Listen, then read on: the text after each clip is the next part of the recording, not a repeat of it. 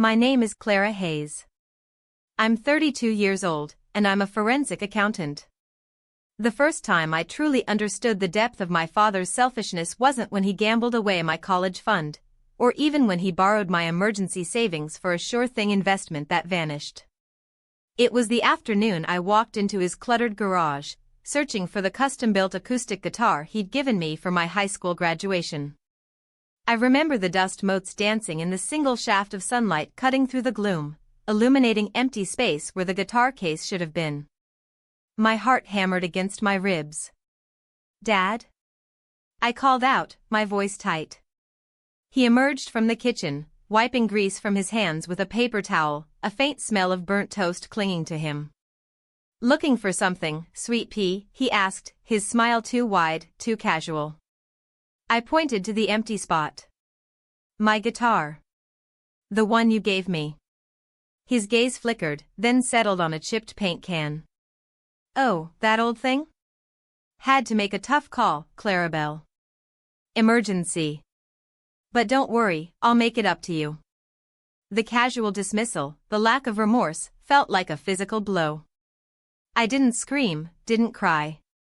I just stood there, the silence ringing in my ears, knowing then that this wasn't just about a guitar. This was a pattern, one I would eventually have to break, no matter how much it hurt him. To understand why I initially let that go, you need to know about Robert Hayes. My father was a man of grand gestures and fleeting enthusiasms. He was charming, quick with a joke, and could make anyone feel like the most important person in the room for precisely as long as he needed something from them. My mother, Eleanor, fell for it hard. She spent most of her marriage trying to shore up his financial messes, always believing his next big idea would be the one that finally worked. I learned early on to rely on myself.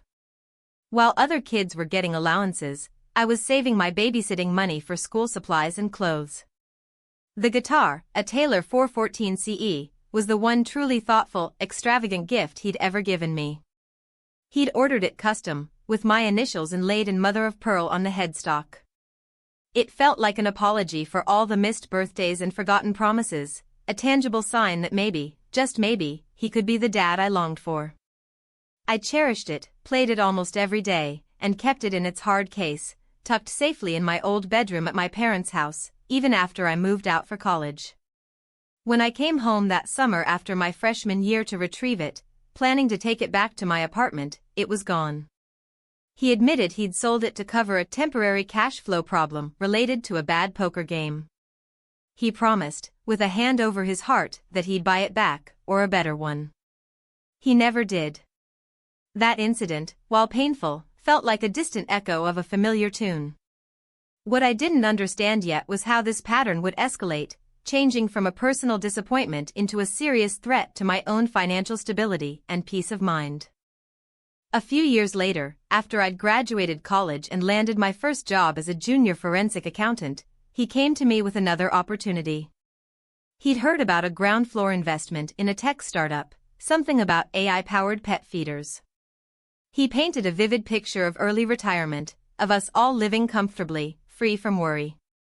He needed a significant sum, more than I was comfortable with, but his conviction was infectious. He even had a slick brochure. Against my better judgment, fueled by a desperate hope that this time, he was serious, I gave him a large chunk of my carefully saved emergency fund. "It's a loan, Dad," I'd said, making him sign a simple IOU. He'd laughed, "Of course, sweet pea. We'll be swimming in dividends soon." The startup vanished, along with my money. When I pressed him, he claimed the founders were con artists, but the truth, I suspected, was that he'd either been scammed himself or, more likely, had lost it at the tables again. He never mentioned the IOU. That was when the numbers stopped looking accidental. My professional training kicked in. I started seeing his financial behavior not as a series of unfortunate events, but as a deliberate, if unconscious, strategy of resource extraction. He never had money for his own obligations, but always managed to find funds for his hobbies or small luxuries. My mother, bless her heart, was still trying to shield him, making excuses, but even she was starting to look tired, worn down by the constant anxiety. Then came Mom's health crisis. She was diagnosed with a chronic autoimmune condition that required expensive, specialized medication. Dad, of course, was between jobs and claimed he couldn't contribute. Yet, I noticed his new, slightly too flashy sedan in the driveway, a stark contrast to his claims of destitution. I ended up covering most of Mom's medical bills, drawing on my savings, All Dad complained about the cost of gas for his new car. It was during this period that I quietly started tracking his expenditures, just out of professional curiosity, using publicly available property records and online vehicle registrations. I saw a pattern of small, consistent cash withdrawals, not massive emergencies, but enough to bleed him dry over time. It was like watching a leaky faucet, except the water was my family's security. The final straw came a few months after Mom's health stabilized. Dad called, his voice booming with fake enthusiasm. "Clarabelle, I've got it. The big one. I'm opening a bait shop down by Lake Travis. Prime location. All I need is for you to co-sign a small business loan. Just a formality, really. You're a smart girl, they'll approve it instantly with your name on it." He laid out a ludicrous business plan, full of vague projections and no actual market research. My stomach churned. This wasn't just about his money anymore, it was about putting my credit, my future, on the line. I knew, with absolute certainty, that this bait shop would fail, and I would be left holding the bag. "Dad," I said, my voice steady, "I can't do that." The charm vanished. "What do you mean, you can't?" "It's family, Clara.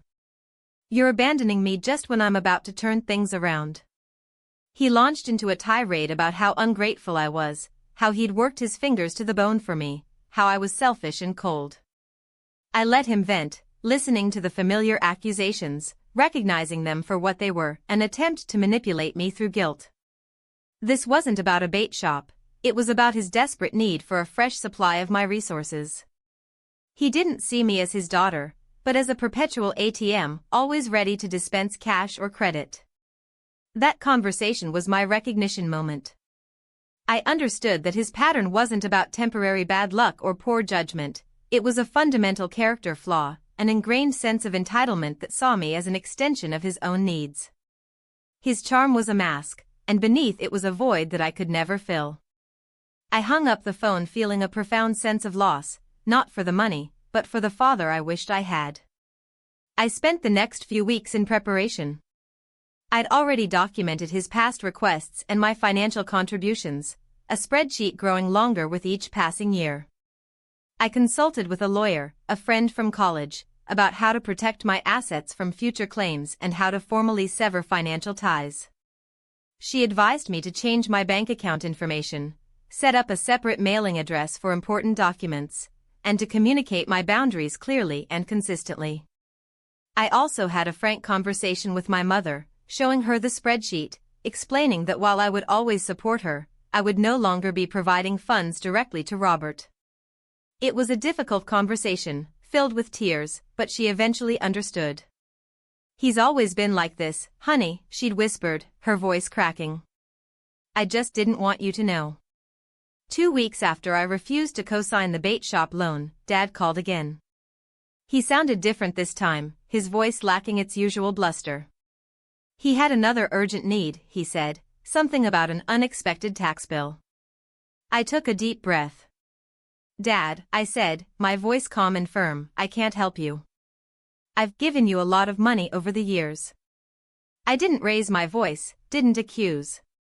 I simply stated a fact. "I'm not going to give you any more."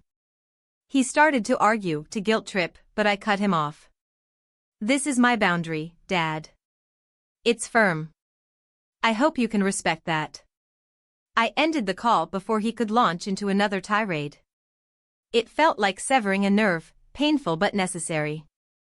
The payoff came a few days later, on a Tuesday morning. I was working from home, focused on a complex fraud case, when my doorbell rang insistently. I rarely got unexpected visitors. Peeking through the peephole, my heart sank. It was Dad. He looked terrible, unshaven, his clothes wrinkled, his eyes bloodshot. He hadn't just arrived, he looked like he'd been sleeping in his car. I opened the door just enough to see him, keeping the chain lock engaged. "Clara," he began, his voice raspy, I really need your help." He shifted his weight, looking down at his worn shoes. "My car got repossessed. I lost the apartment. The bait shop fell through, of course. I have nowhere to go, Clarabelle. I'm completely broke. I'm begging you, please. Just a little something to get me on my feet. A place to stay, just for a few days. I'll pay you back, I swear." His usual bravado was gone, replaced by a raw, desperate plea. He stood there, my father, a man who had always projected an image of effortless confidence, reduced to a trembling, pathetic figure on my doorstep, explicitly begging. I looked at him, truly looked at him, and saw not the charming rogue, but the hollow man behind the mask. The years of disappointment, the stolen goo. Itar, the vanished savings, the burden on my mother, it all flashed before my eyes. "Dad," I said, my voice quiet but unwavering, "I told you my boundary. I can't help you. Not like this." He tried to argue, to plead again, but I shook my head slowly. "You made your choices. I have to make mine." He stood there for a long moment, his shoulders slumping, a defeated sigh escaping his lips. He looked up at me, a flicker of anger mixed with shame in his eyes, before turning and walking away, slowly, down the steps and out of my life, at least in the way he had always known it. The silence that followed his departure was deafening, then liberating. My mother, though saddened, stood by me. She eventually moved into a smaller, more manageable apartment, finding a quiet strength she hadn't had in years. Other relatives initially questioned my coldness, but after seeing his continued pattern of self-destruction, most eventually understood. My relationship with my mother became stronger, built on honesty and mutual respect, not on shared enablements. Sometimes, when I walk past a music store, I catch a glimpse of a beautiful acoustic guitar in the window, perhaps a similar tailor. I don't feel the old pang of loss anymore. Instead, I see it as a reminder of the melody I had to compose for myself, note by note, without his unreliable accompaniment. My life, finally, plays in my own key.